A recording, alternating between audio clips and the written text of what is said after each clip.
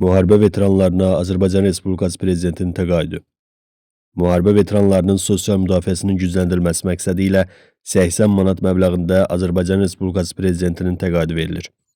Müharibə veteranlarına döyüşən ordunun tərkibində xidmət etmiş müharibə iştirakçıları, Böyük Vətən müharibəsi iştirakçıları istisna olmaqla, habelə döyüş əməliyyatı aparılan ölkədə hərbi xidmət borcunu yerinə yetirmiş hərbi qulluqçulara aid edilir.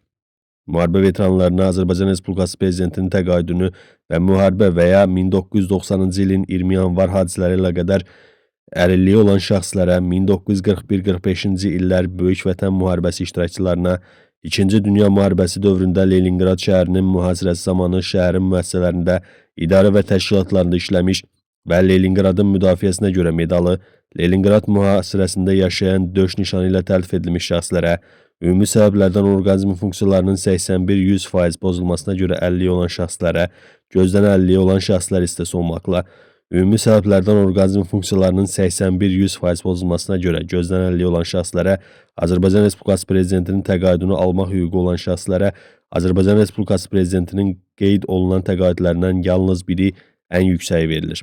Təqaüd plastik bank kartları vasitəsilə yalnız nağdsız qaydada ödənilir.